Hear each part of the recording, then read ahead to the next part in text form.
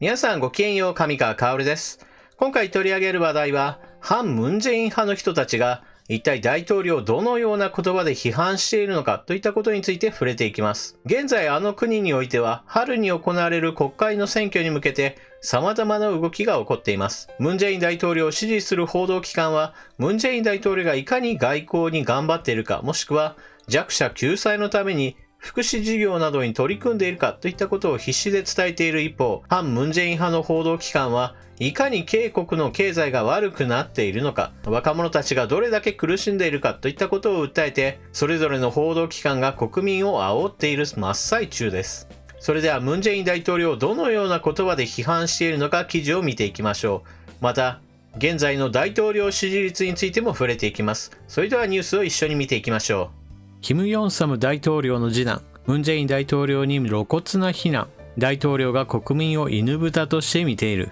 警国の故キム・ヨンサム元大統領の次男で、トングク大学教授のキム・ヒョンチョル氏が15日、ムンジェイン大統領に対して国民を犬豚として見ているとしながら猛非難した。キム氏はこの日、Facebook を通じて大統領というものが記者会見気取りで国民を犬豚として見て蔑視しているのに、私たちが黙っていれば本当に彼らは私たちを下に見て私たちを単なるおもちゃとして扱うようになるとしながら、世の中は北朝鮮体制に似た全体国家に転落するだろうと主張した。一連のコメントはその前日である14日、ムンジェイン大統領が青瓦台迎賓館で行った新年記者会見を批判したものとみられる。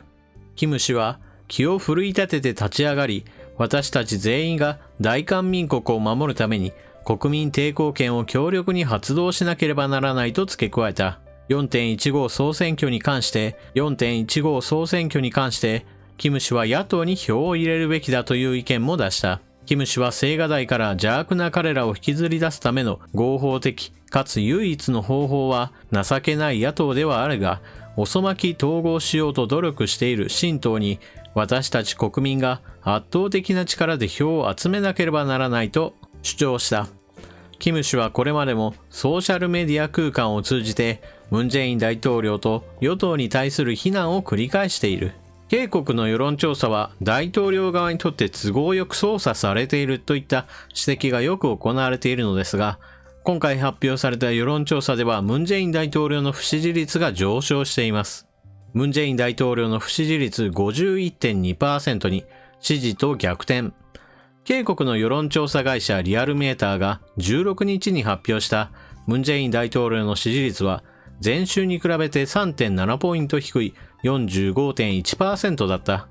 不支持率は 4.7 ポイント上がり 51.2% と8週ぶりに 50% を上回った。不支持率が支持率を超え、その開きは 6.1 ポイントとなった。調査は13日から15日に全国の有権者1506人を対象に実施された。リアルメーターは今回の調査期間中にムンジェイン大統領側近のチョグク前法務部長官の家族に対する捜査過程での人権侵害調査を求める国民請願に関連して青瓦台が国家人権委員会に公文を送っていたことが明らかになったほか、ムンジェイン大統領の年頭記者会見をめぐる論争や検察と警察の捜査権を調整する法案の国会通過、保守系野党の統合協議開始などがあったと指摘した。政党支持率は与党共に民主党が 37% で前週から 4.1 ポイント下落した。保守系最大野党自由警国党は 1.1 ポイント上昇の 32.4%。今回から調査対象に含まれた新党新しい保守党は 5.3% で3位に登場した。統合を睨んだ協議に入った自由警国党と新しい保守党の支持率の合計は 37.7% で共に民主党を上回る。あの国の人たちは日本のことを罵るときに様々な言動を行います。例えば国旗を焼いたり、安倍総理の人形を作ってきてそれを多くの人たちの目の前でもぎ取ったり、また生き物の首を並べるなど非常に見ていて見苦しいものが多くあります。それに比べると自分たちの大統領に対する非難というのは言葉だけで少し穏やかなのかもしれません。ただしその穏やかというのもムンジェイン大統領は国民のことを犬豚として見ているというような表現をするのですから、これもやっぱり見苦しいものです。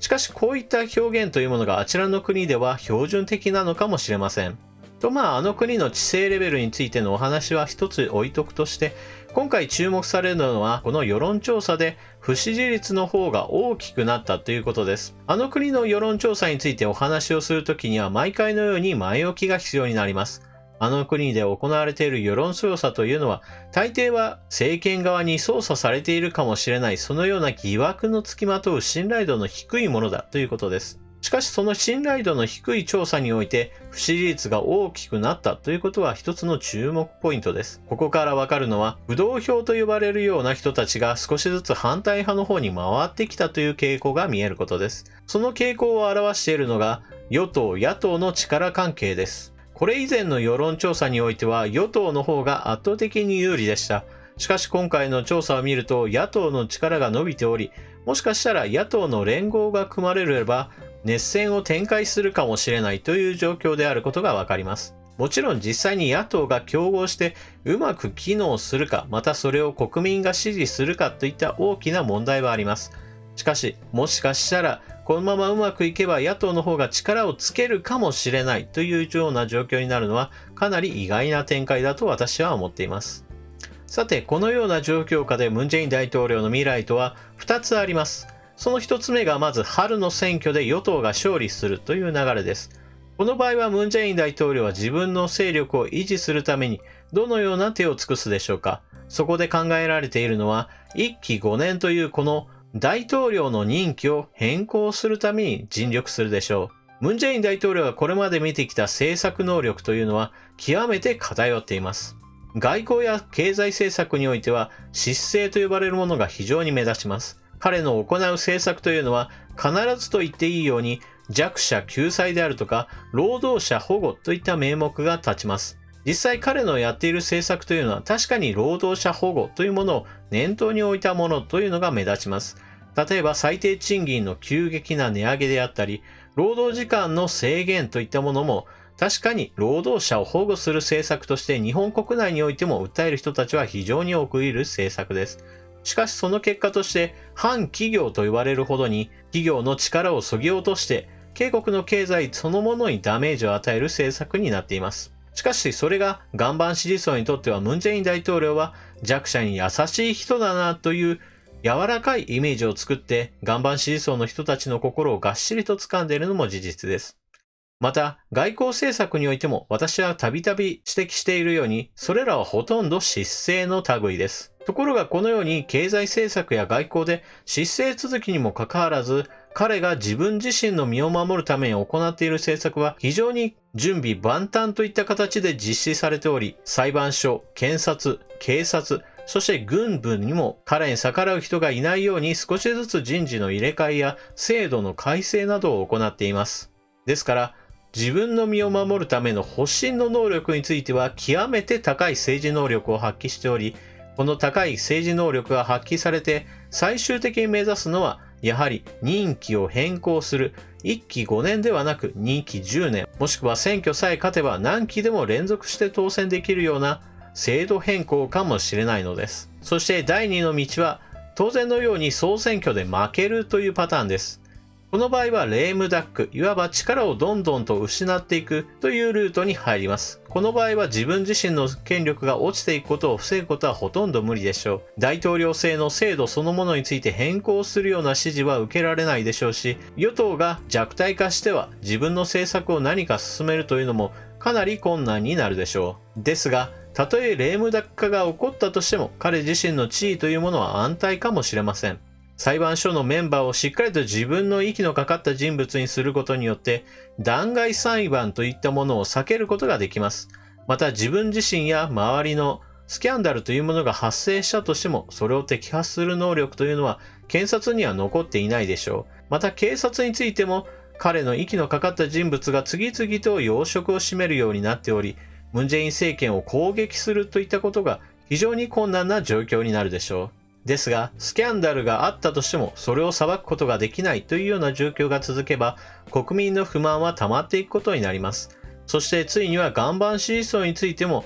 これはおかしいなと気づき始める人が少しは増えてくるかもしれません。そこで現れる現象というのがろうそくデモの再来です。選挙によって与党が負けた。しかしムン・ジェイン大統領は自分自身の地位を保持しているというのであれば、これを何とかしなければならない。しかもそれは選挙という正当な手段では不可能だということになってしまえば、これはデモをするしかないと、あちらの国の国民が多く思ったとしても不思議ではありません。なぜならば、前回パククネ政権を倒したのがこの選挙によらない政権打倒だったからです。この成功体験があるために国民はもう一度大統領を自分たちの意のままに変えてしまおうと考えたとしても全く不思議ではないのです。このようにムン・ジェイン大統領の未来は2つあるわけですが、実はどちらにしてもこのろうそくデモが発生する確率は非常に高いものがあります。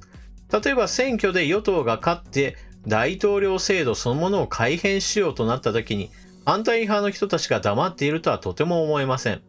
選挙がもう機能していないと自分たちの民主主義そのものを否定してパククネ政権を倒した時のようにムン・ジェイン大統領をデモによって倒そうと考えるのはこちらも全く自然な流れと言えるでしょう。ですからこの春の選挙でムン・ジェイン大統領の与党が勝つのか負けるのかどちらにしても結局はろうそくデモのような大規模なデモが発生する確率がどんどん高まっていくというのが非常に面白い未来予想だと言えます。皆さんはムン・ジェイン政権の未来をどのようになると思っているでしょうか。ぜひともコメントを書き込んでいってください。それでは動画を最後までご視聴いただきありがとうございました。チャンネル登録していない方はぜひともチャンネル登録していってください。そして動画を見終わったら評価ボタンのクリックもぜひともよろしくお願いします。それでは次の動画でまたお目にかかりましょう。またね。